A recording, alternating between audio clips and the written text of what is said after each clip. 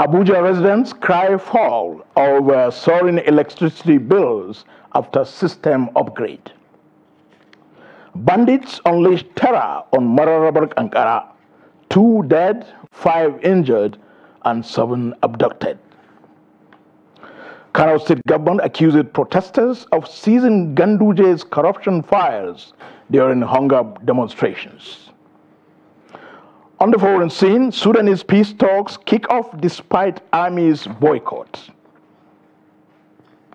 Hello and welcome to Trust TV News. I am Muhammad Kudu Abubakar. Abuja households are grappling with higher electricity bills following a system upgrade by the Abuja Electricity Distribution Company. This reflects a nationwide trend as the Nigerian Electricity Regulatory Commission announced a 40% tariff hike in July for Band A users who typically receive 20 hours of power daily. Despite the upgrades, many households report increased costs. In this report, Noel Sampson reports that the FCT residents, or rather reports on the FCT residents' reactions to the soaring electricity tariffs. FCT residents shared their thoughts on the rising electricity costs, expressing how the tariff hike has impacted their daily lives. Many spoke of adjusting their lifestyles, cutting down on electricity usage, and adopting new habits to cope with the increased expenses. 2,000, you go realize 3 days, 4 days, but now if you put 2,000, you no go reach 2 days, man, say you don't finish. And if you say you want to do bus pass, what they do, they will charge us 200,000, 100,000. You don't have to that time. We do bus pass, now they can't check, they say and they charge us 200,000. We can't pay. 1K fee do like 1 week, 4 days, 5 days. But now even 10K self, you know, people do 1 week again. So we don't fit continue like this. Electricity don't cost now. I know if you buy, I know if you charge my laptop. Even for Emma don't cost. I know if you on use the laptop too. Not really. Even as Tinubu can't be as if it was safe. If not compared to like before, the way the light, now the lights. You know, but imagine us staying in Abuja City compared to like before. You can boast in Abuja City that they will have lights compared to other places like mostly south. But now the lights sometimes they will call the kind light around 12, 7. Normal at least, even it's a shame. This is 21st century we done this. So Nigeria as a country is supposed to boast of at least 24 hours of light. But when we go to the country, we cannot even get 24 hours of light and we are still paying for that light. Generator now they advertise Mekano, every form of generator. Sometimes I don't even wonder if as if our government self now then they in charge of this generator of 18. If not, it's a shame. Small country like Ghana here, Nigeria here, they can boost off light more than us. They shout giant of Africa. What's the use of being giant of Africa? The electricity which I supposed to be recharging 2,000, you have to serve me before. Even I put it to I cannot use it into some hours. The thing went off because the high rate of the tariff was very high. So I could no longer use electricity. Even my cookers, I can no longer use them. And now I'm using charcoal to be able to meet up because I use the electricity before I know it will run down. Even when we are trying to say we are hungry, we are trying to protest that time, it's part of what we are saying. Bring the high cost of things down so that we can live. We don't care what we are doing as a rock. According to these residents, the tariff hikes haven't resulted in improved electricity distribution. Instead, they claim the steep increases have fueled more corruption without any noticeable enhancement in power supply. They are urging the central government to intervene and address the situation. Noel Sampson, Trust TV News, Abuja. Bandits riding on motorcycles have raided shops at Marabar Kankara Junction in Malungwashi local government area of Katsina State, killing 2 people and abducting 7 others, including an imam simply identified as Ali Yusa'u Abubakar. About 5 other victims who sustained gunshot wounds are receiving medical attention at a hospital in Malungwashi town. The bandits arrived the community around 8 p.m. on Tuesday when many residents were performing Isha prayers at the mosques. According to the eyewitnesses, the bandits disguised in Katsina State community wore core uniforms and sneaked into the town quietly and headed straight to the popular Marabar Kankara Junction, shooting sporadically and looting shops. At the moment, many families are reportedly leaving Marabar, Kankara to Malumfashi, Kankara, and Huntua towns, a situation that may further aggravate the humanitarian crisis arising from mass displacement of people due to the insecurity. Still in Katsina, gunmen suspected to be bandits have attacked Korami, a community in Bakori local government area of Katsina state, killing one Abubakar Haruna and abducted his wife. The killers went into the village around 10 p.m. on Sunday and attempted breaking into houses and shops, which was not successful, and they later scaled the wall of Abubakar Haruna's house, forcefully broke into his room where they shot him on the neck, leading to his death. Abubakar Haruna was, until his death, a casual staff at Government Day Secondary School, Kurami, in Bakori local government area of Katsina State. The terrorists also abducted a member of the local vigilante group who was later found unconscious on Funtua Eastern Bypass Road near Bagari village in Huntua local government area. This recent attack has left many residents wondering why security operatives are not responding in good time during bandits' attacks, despite distress calls by residents. Joining us via phone to discuss the latest abductions in Katsina is Trust TV's Abdullahi Ahmadi, who comes up with updates. Abdullahi, thank you for joining us on News Hour. Can you bring us up to speed on the events in Katsina, especially the killings in Kurami community and Marabar, Kankara? Well, thank you very much, Muhammad Kudu Abubakar. The most recent one is that of Marabar Kankara, which came under attack yesterday. That is Tuesday, around 8 p.m. And of course, the bandits have been attacking this community for quite a number of months, like 3 months. But this recent one came with so much surprise because the bandits disguised in community security watch corps uniform, which is the state security outfit here in Katsina. And they went straight to a particular shop where they wanted to abduct the shop owner, but he narrowly escaped. And of course, they killed 2 people. At the moment, residents of Marabar Kankara are seriously worried and disturbed about the occurrence of these frequent attacks. Most of them are leaving the community to other towns perceived to be safer across the, or rather near the community. Marabar Kankara and other neighboring communities in Malumfashi local government, and of course in Kankara local government, which is neighboring Malumfashi, have been coming under this series of attacks. And it is no longer safer for people to go to their farms at the moment. It is no longer safer for traders to travel to markets for their businesses. As such, people are seriously under siege in communities, Western Malumfashi, and of course, Southern Kankara in Katsina State. That is the situation at the moment as for the issue of Marabar Kankara. Yeah, as in the course of your reporting or reportorial duty, have you been able to establish contact with the victims' relatives? What are they saying? The victims' relatives are saying that though they are aware the Katsina State government is doing its best in tackling the issue of insecurity in Katsina State, but yet there is more to be done, especially by conventional security agencies like police and, of course, military personnel. At times when they are called, during attacks, hardly they arrive the scene of the incidents on good time. They always arrive much later after the attacks. So mostly people are worried in those communities. For instance, at Kurami village, which came under attack on Monday, distress calls were sent to police and other military personnel in the community. And the proximity between Kurami to Funtua is just about 2 kilometers, but yet the security agencies came hours after the attack.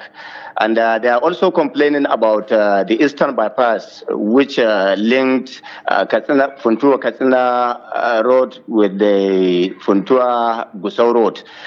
This Eastern Bypass has been so much dilapidated, and as such, bandits took it as their usual route, where they are calling on the government to immediately rehabilitate the road so that bandits may likely be tackled, and maybe the frequency of the attacks may reduce considerably.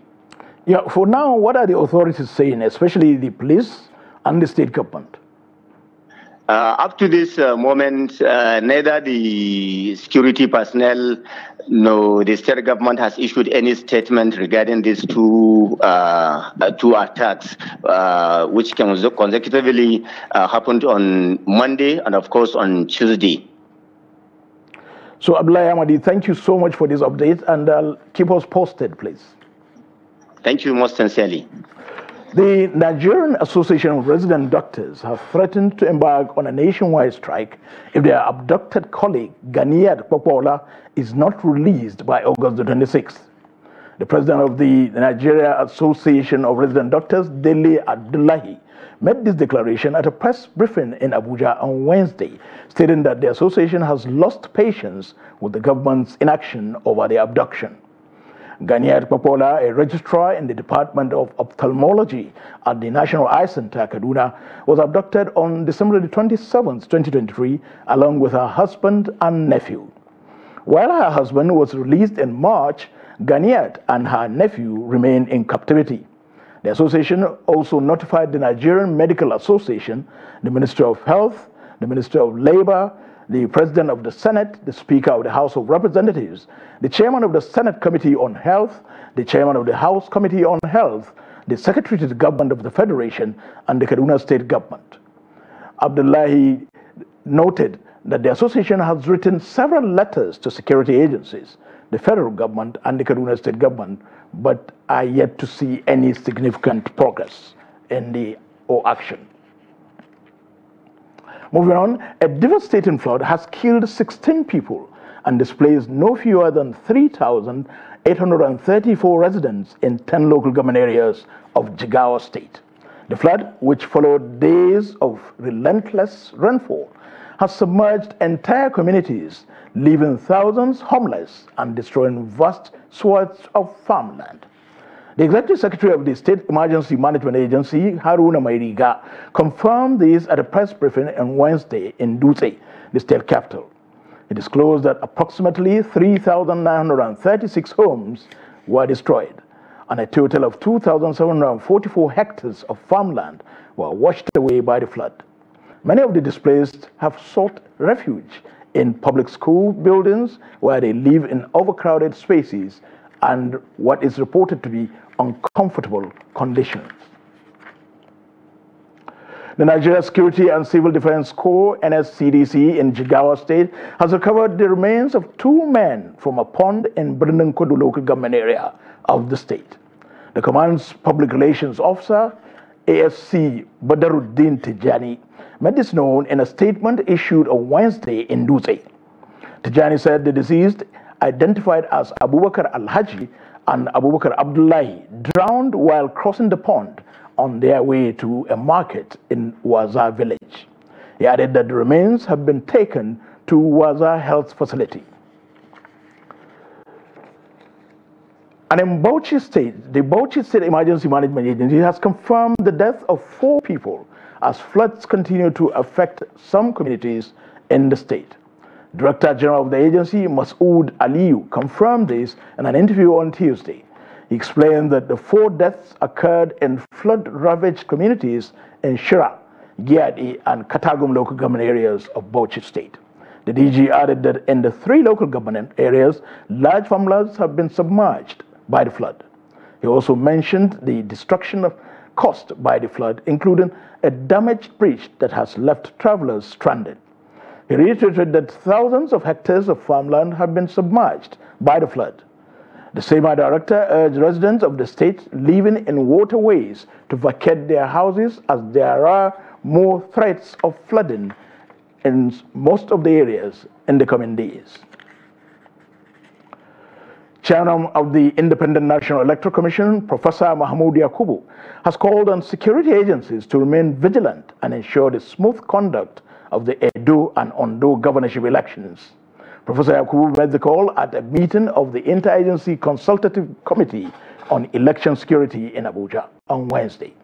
The Edo and Ondo governorship polls are slated for September the 21st, 2024 and November the 16th, 2024. The INEC boss emphasized the need to protect election materials, personnel, and polling activities while reminding security forces to adhere to the rules of the engagement on electoral duties. Professor Yakubu also urged political parties, candidates, and their supporters to maintain civility as campaigns increases. In his remarks, the National Security Advisor, Nuhu Ribadu, represented by the Director of Internal Security in the Office of the NSA, Hassan Abdullahi, issued a stern warning cautioning against any attempt to disrupt the upcoming governorship election in Edo State. The NSA, who also serves as co-chair of the ICCES, addressed the political tensions already surfacing in the state, noting the presence of the inter- and intra-party disputes. Party and campaign spokespersons should tone down their negative rhetoric. For the security agencies, this is the time to be more vigilant.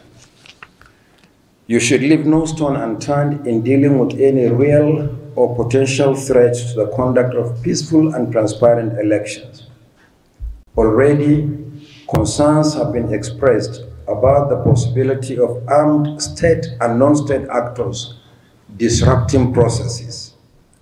With just 37 days to the Edo governorship election and 93 days before voters in Ondo State go to the polls, we should continue to work together to ensure that the training of election officials, logistics for the movement of personnel and materials, polling and collation activities are not disrupted in any way. And anyone attempting to disrupt the conduct of the elections will face the full wrath of the law. Law enforcement agencies are on high alert and ready to swiftly and decisively deal with anyone trying to undermine the polls. To the voters in Edo State and Ondo as well, we are encouraged to vote confidently, knowing that government is standing with you and is determined to protect you. Protect your voice. Therefore, your role in promptly reporting any suspicious activities. Barely 1 week to the local government elections in Bauchi State, 2 political parties have threatened to boycott the polls and institute legal action against the Bauchi State Independent Electoral Commission over alleged lack of electoral guidelines. They disclosed these in separate interviews with Trust TV in the wake of preparations towards the forthcoming elections slated for the 17th of August 2024. Trust TV's Adamu Imam now reports. The political parties also allege that the high cost of nomination forms paid by the electoral body is a systematic plan to disenfranchise the opposition parties, especially the smaller ones. However, the Labour Party in the state has expressed readiness to participate, especially in the councillorship elections. We have tried to convince them that the time is short, but notwithstanding they refuse. They say we should write waiting according to them. That's why we keep moving. We follow the umbrella of IFAC to channel our complaint, but all of what. That's why we don't have any option as such. than to take a legal action if they refuse to consider our demand. Because as Zenel Labour Party is concerned, if they are going to have a proper and fair election, we are going to. These guidelines is key, and as SDP is one of the registered political parties in Nigeria, it's our right, it's our constitutional right to issue that guidelines. It's that guideline that will guide us to identify who to be nominated as our candidate. But unfortunately, they do not provide us with that. That is why we suspect that it is not going to be free, it is not going to be fair for all of us. That is why we quit and we make our stand very clear. What we want the INEC, since the INEC independent, the State Independent Electoral Commission, INEC, have already fixed the date of the election, so we have no option than to participate in the election. Because as far as we are Labour Party concerned, we are fully ready, and even yesterday we discussed with our support group and party candidate to come out in mass to participate in the election. But the Bauchi State Electoral Commission denies allegation of not issuing electoral guidelines, saying it had issued some in the build-up to the conduct of the forthcoming local council polls. Our success is people to come forward and participate in the exercise. If you don't come, okay, what do we say to the people of Bauchi State? So what happened to one of the political parties was really unintelligent. Meanwhile, some potential voters in the state are wary that the election may be business as usual, except all stakeholders are just and fair. Adam Imam, Trust TV News, Bauchi. The House of Representatives Tribunal has sacked the member representing Igboeze North, Udenu Federal Constituency of Enugu State, Simon Atigwe. The tribunal also declared Dennis Nnamdi Agbo of the Labour Party as the actual winner of the Igboeze North and Udenu Federal Constituency rerun election. The Independent National Electoral Commission, INEC, had declared Atigwe of the People's Democratic Party, PDP, the winner of the rerun election held on February 3rd, 2024. In their ruling on Wednesday, the tribunal, headed by Justice H.N. Kunaza, said the petition had merit and declared Dennis Nnamdi Agbo the actual winner of the Igboeze North Udenu Federal Constituency elections. Justice Kunaza's panel declared invalid, null and void. Justice Kunaza declared invalid and null and void. I'll take it again. The Independent National Electoral Commission, INEC, had declared Atigwe of the People's Democratic Party, PDP, the winner of the rerun election on February 3rd, 2024. In their ruling on Wednesday, the tribunal, headed by Justice H.N. Kunaza, said the petition had merit and declared Dennis Nnamdi Agbo the actual winner of Igboeze North Udenu Federal Constituency.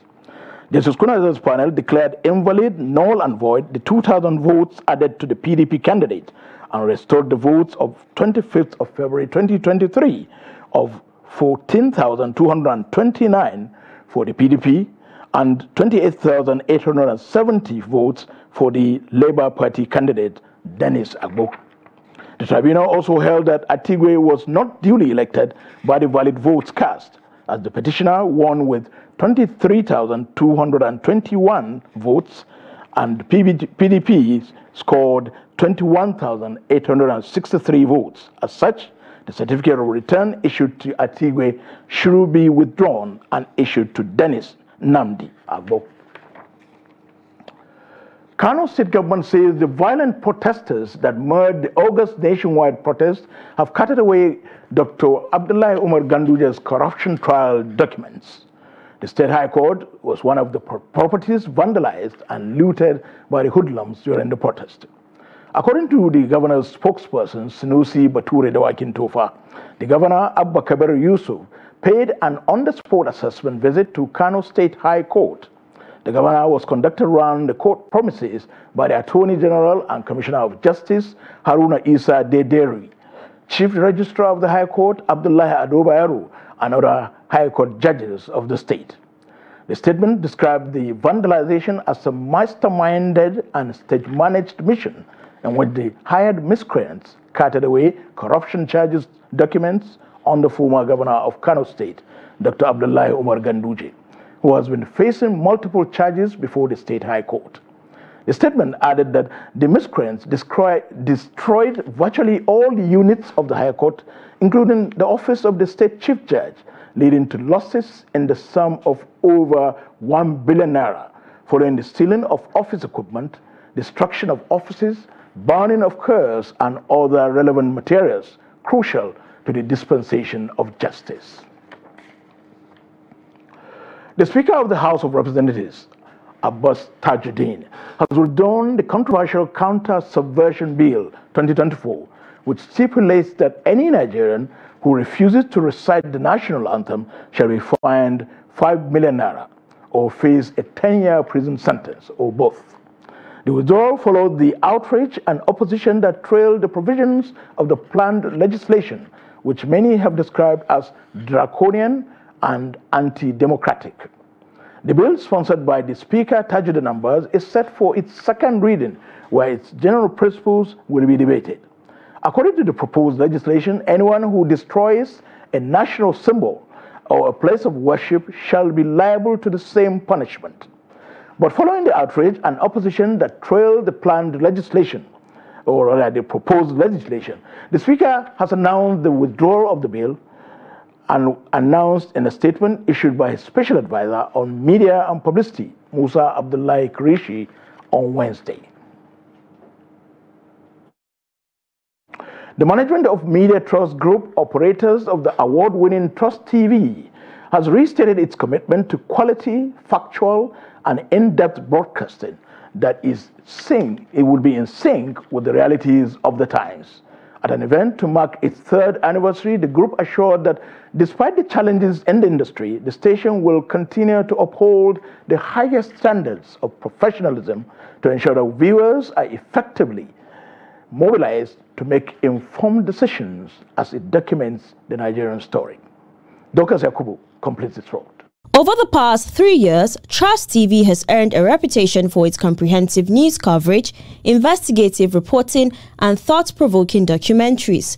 The channel's dedication to integrity, accuracy, and unbiased reporting has made it a trusted name in a competitive media environment. Since coming on board 3 years ago, the station has won several awards, including industry-based and other recognitions by reputable organizations. We feel really proud. We're happy that we are where we are today.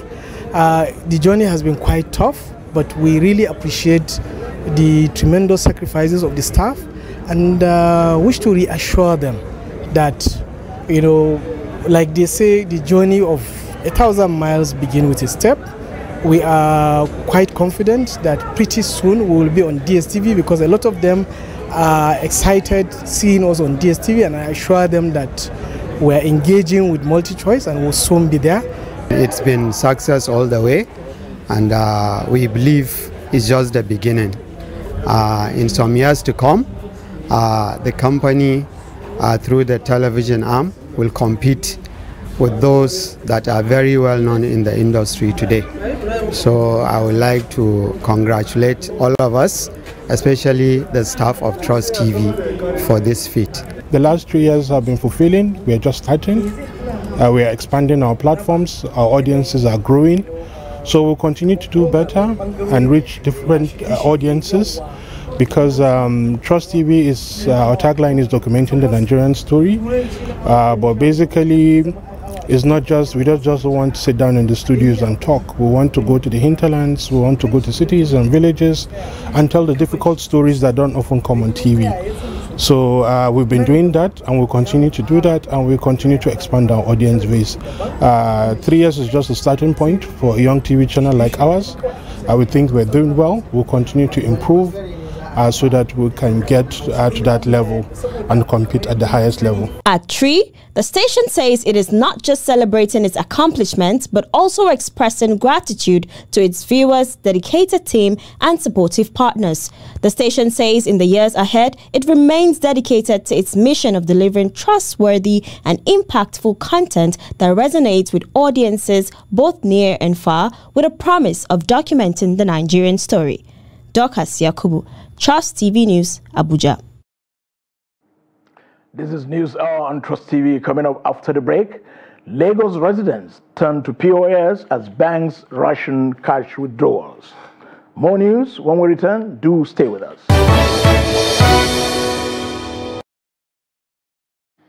Welcome back. If you are just joining us, this is the News Hour on Trust TV. Let's take a look at our top stories again. We told you Abuja residents cry foul over soaring electricity bills after system upgrade. And also reported that bandits unleash terror on Marabar, Kankara. 2 dead, 5 injured, and 7 abducted.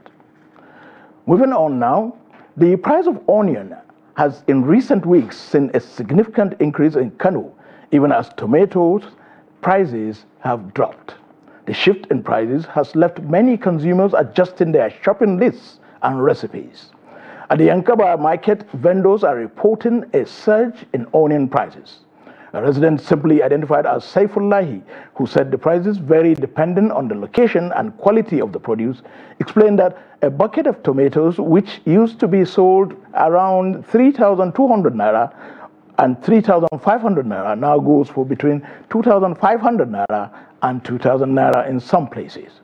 He said, on the other hand, onion prices have seen a significant increase as they now sell for 6,000 naira in some areas, while in others may cost as up to 10,000 naira or as low as 4,000 naira.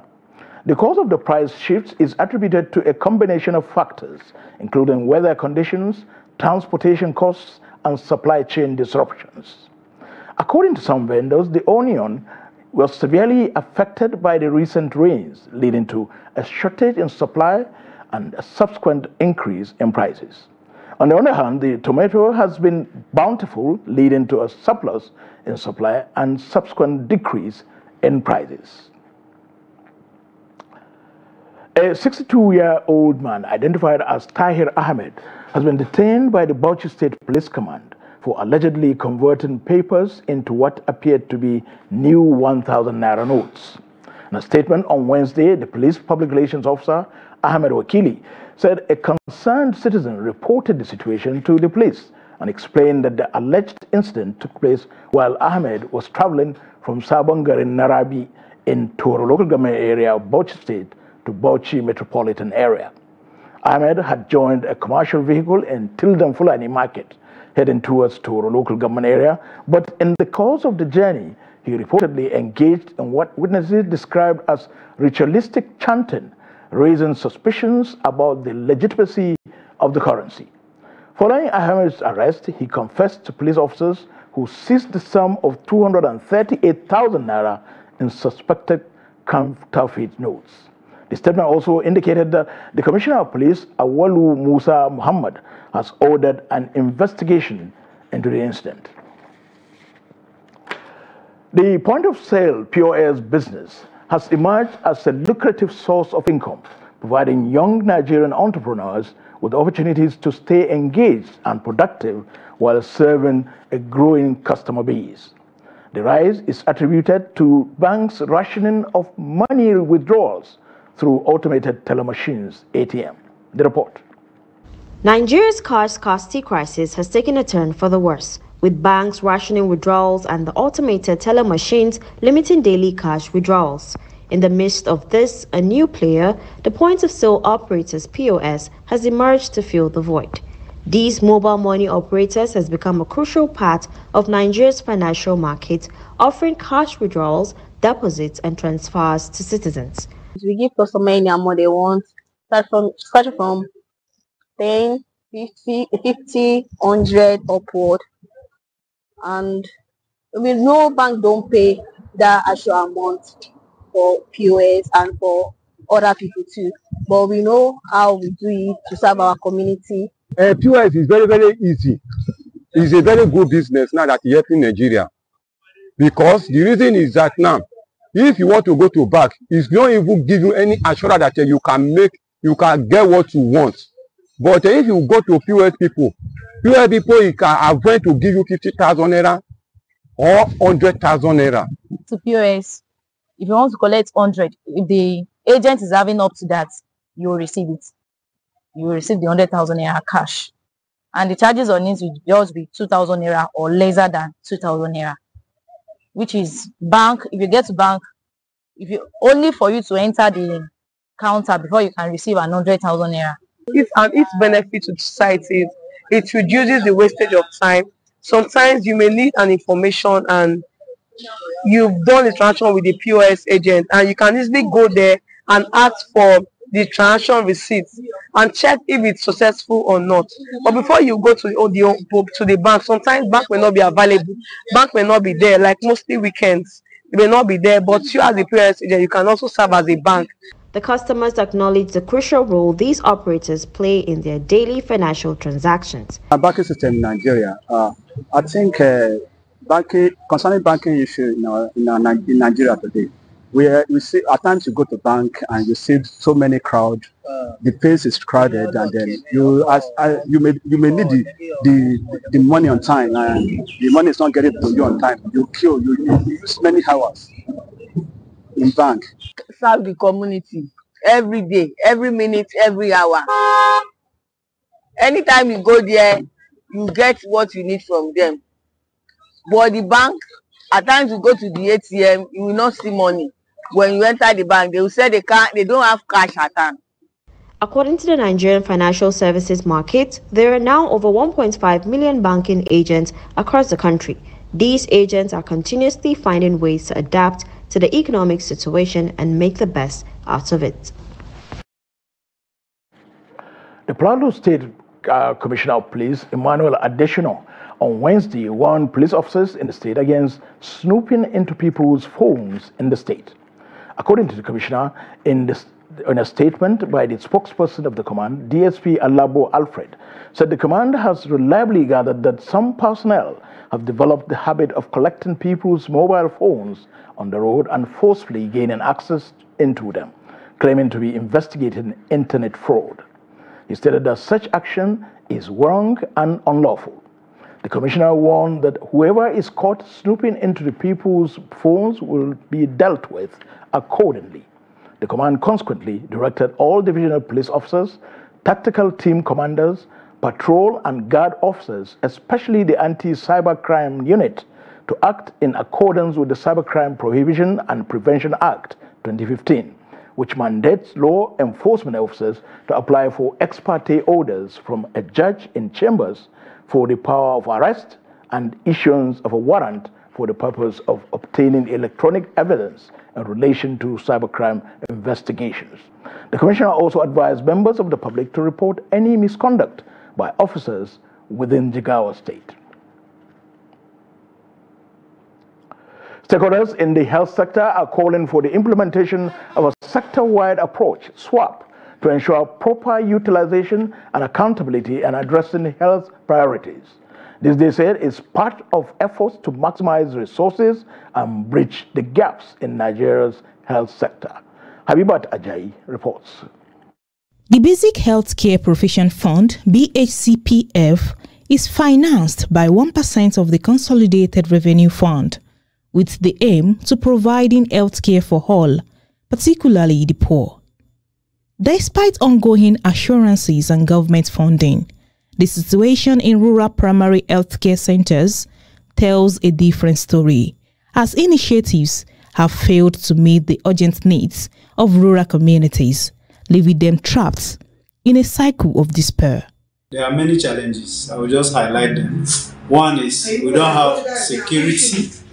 Standard security is not here. The hospital, there's not water, there's not fencing. The place is not fenced. And with the security challenge here, we find it difficult to handle patients, especially me, because I do nights. As a volunteer, this is my community. I have to come to save lives. But staying here with the security challenges going on, gunshot and whatsoever, I will still be in the night. And there are no security. There is no fence, and I will be exposed. We have challenges for facility, like Yaupe and Sinape, that the woman she's been for nurse. Every person want deliver. She used to call some women to bring water for her. She is paying the money. No boho for that place. Then our community for the WDC, we used to volunteer some brooms and some clean, some mop to help on the mopping the places. Mukhtar Mohammed, the executive secretary of the BHCPF, highlighted some of the challenges leading to suboptimal health outcomes. Nigeria continues to bear one of the highest maternal mortality rates in the world, alongside other poor health indices. It is not an allocation, it is a grant. And for you to get a grant, you have to earn that grant. There are conditions you must fulfill before you get that grant as a state or central government. First, you must provide what we call right counterpart funding. Two, you must bring your facility up to a certain standard so that you can get these funds to start providing services. The NPHCDA in the presentation will tell you how they do the assessment, and the NHI will tell you how they do certification of PHC. So it's not just every PHC we're going to take. You have to meet a minimum standard, and then we'll give you the funds to start running. The states and local government, somebody mentioned, yes, the PHCs are located in the local government, and by the definition of the roads and whatever, the local government is responsible for primary health care. The states take care of both primary health care and secondary health facilities, whereas the federal government concentrates on tertiary health care. Because through SWAP, we intend to achieve a lot of governance and coordination. And just a disclaimer, a lot of people feel SWAP is another program. No. SWAP is an approach that aims to build a more cohesive, effective, and sustainable health sector. It's an approach to make sure that everybody gears up and roll up their sleeves and make sure that the right things are done as they should be. Stakeholders emphasize that without immediate and comprehensive action, the gaps in healthcare will continue to widen, leaving vulnerable populations at risk. Habibat Ajayi, Trust TV News, Abuja. Time now to join Yusuf Akogu for business news.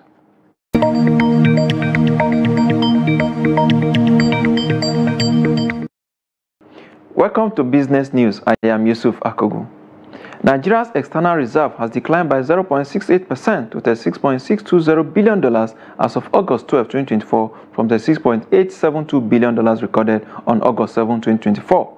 Data from the Central Bank of Nigeria (CBN) indicates that the development comes after it increased to 37.88 billion naira as of July 15, 2024. The CBN had in July predicted that Nigeria's external reserves could reduce slightly in 2024. The Apex Bank attributed the projected decline to debt servicing and other obligations. On July 8, Nigeria's foreign reserves crossed $35.05 billion, the first time in about a year, and has remained above that mark. The management of Dangote refineries has dismissed report that it fixed petroleum price at 600 naira per litre, calling them speculative announcement with no basis. This was contained in a statement signed on Tuesday by the Group Chief Branding and Communications Officer, Dangote Industry Limited, Anthony Chejina. The denial comes following reports by some publications that the refinery was in talks with oil marketers and that petroleum may sell for as low as 600 naira per litre. The company, however, emphasized that it has not partnered with Independent Petroleum Marketers Association of Nigeria and will communicate through official channels. NGX closed Wednesday trading in red as investors take profit. Let's see how it went down today. Leading the losers, there's Oando PLC down there 9.95% to close at 36 naira and 20 kobo per share. Of course, Curtis also there 9.92% it lost to close at 5 naira and 36 kobo per share. Of course, Academy Press also down 8.70% to close at 2 naira at 73 kobo per share. Of course, this has dragged down the market marginally by 0.2%. Volume of trade 315.302 million shares. They're valued at by 5.48 billion naira in a list of 8,365 did exchangers among investors. Looking at the top trading equities in terms of volume, Veritas Capital lead that table there, 38.42 million shares to traded, Jitco 36.33 million shares, of course Universal Insurance 23.19 million shares it traded at the close of business this Wednesday. Of course, some equities recorded gains at the close of business this Wednesday. Leading that table is Guineans. Guineans gained 10% to close at 44 kobo per share of corn flour, also up there 9.87% to close at 4 naira and 12 kobo per share there. And that's the highlight of stock trading as it went down this Wednesday on the floor of NGS. Let's see the global stock market and exchange rate data for today.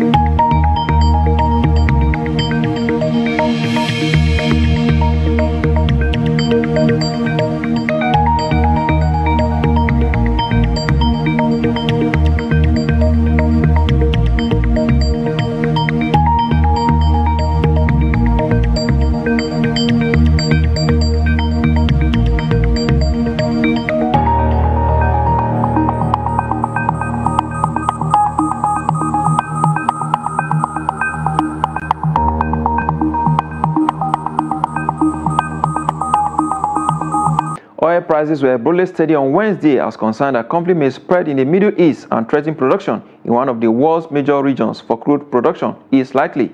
And the London market, Brent crude sells for $80 per barrel, while the basket price increases to $78 per barrel.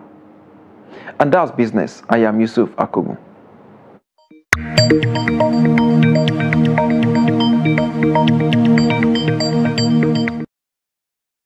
On the foreign scene, United States initiated peace talks aimed at stopping Sudan's 16-month war began in Switzerland on Wednesday. The negotiations are taking place at a time of growing alarm at the plight of the Sudanese people caught in the middle of fighting between the army and the paramilitary rapid support forces. It is hoped that discussions in Geneva will lead to an agreement on an end to the violence, ensure broader humanitarian access, and a mechanism to monitor and ensure implementation. But Sunday, Sudan's military said it will not be attending the talks, leaving little hope for a quick ceasefire. Previous international efforts to bring an end to the war have failed. The conflict has created the world's largest humanitarian crisis. Tens of thousands of people have died, and more than 10 million people have been forced from their homes. And in sports, former chairman of the Gombe Football Association, Shuabu Ahmed Garagombe, has seriously warned the Minister of Sports Development, John Eno, from interfering in the elections of the various sports federations.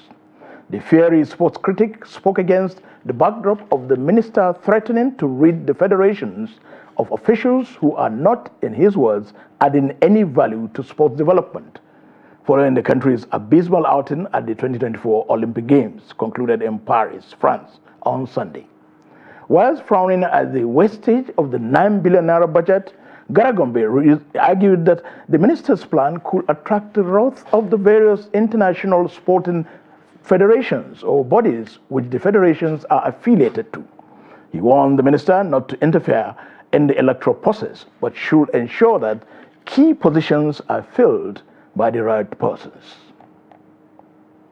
Let's now join Emmanuel Fashemi for more on sports news.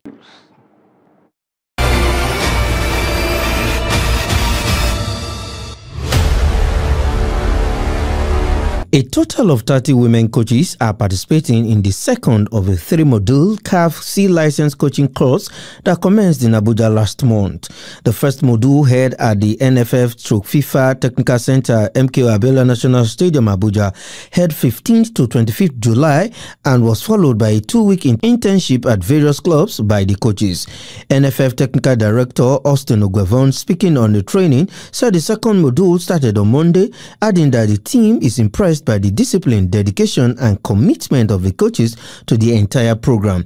Former Nigeria captain also confirmed that the second module, which will come to a close on Friday, 16th August, will be followed by another 2 weeks internship from 23rd August to 4th September 2024.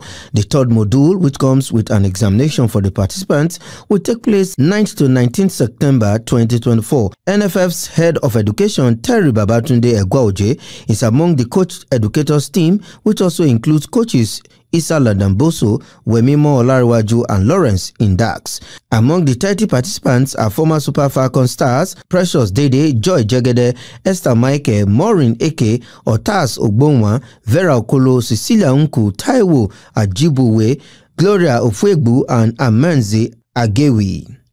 Also included in the course are Victoria Elemigbo and retired FIFA referee Folusho Ajayi.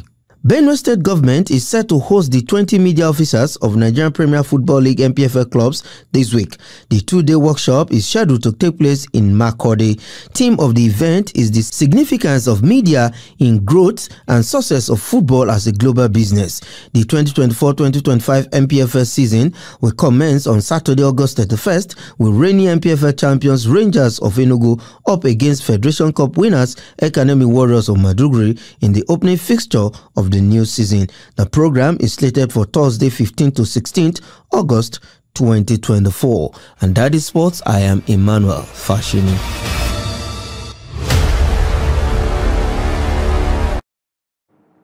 That sports news concludes this edition of News Hour on Trust TV.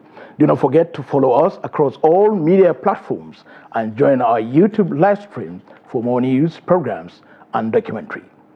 I'm Muhammad Kuda Abubakar. Thank you for watching.